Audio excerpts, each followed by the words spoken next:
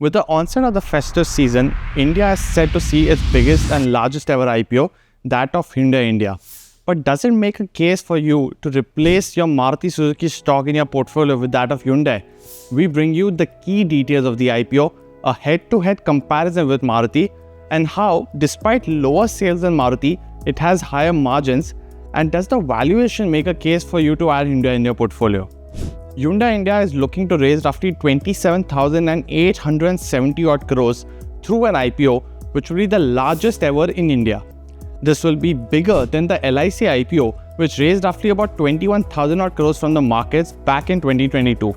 Priced between Rs 1,865 and 1,960 rupees per share, and they have roughly about 35% allocation reserved for the retail investors.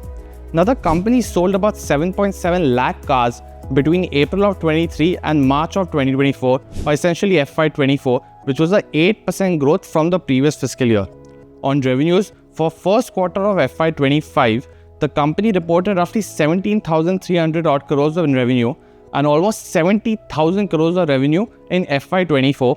But what was impressive is that the company's margins came in at roughly about 13.5% versus 12% in the previous year. Profits also came in at roughly about 1,500 odd crores in the first quarter, which is between April and June of this fiscal year, while FY24 profits were about 6,000 odd crores. Now, Hyundai is the number 2 player by market share in India, and it's important to compare these with the largest player, which is Maruti Suzuki. As you can see, Maruti sold roughly 21 lakh vehicles in FY24, which is 3 times more than what Hyundai did. This also led to Maruti having double the revenues of someone like a Hyundai. But despite that, Hyundai had higher EBITDA margins at 13.1% versus 11.6% for that of Maruti in FY24.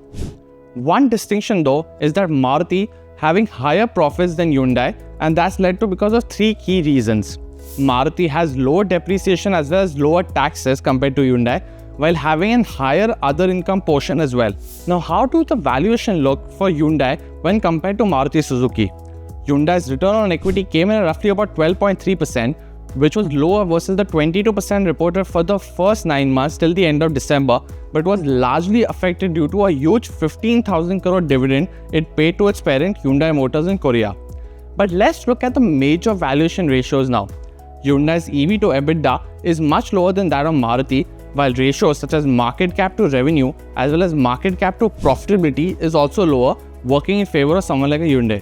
When you look at the price to earnings ratio, a key metric to track in the market, both their players are currently at 26 times FY26 price to earnings, and is similar to that of Maruti as well. But with the upcoming new launches such as the Creta EV, which is probably going to be launched between January to March of 2025, and strong investments lined up of roughly about 32,000 crores in the next few years, those can augur well for the company. So what do you think of this company, and will you be applying for the Hyundai IPO? Let us know in the comments below and follow NDTV Profit for more.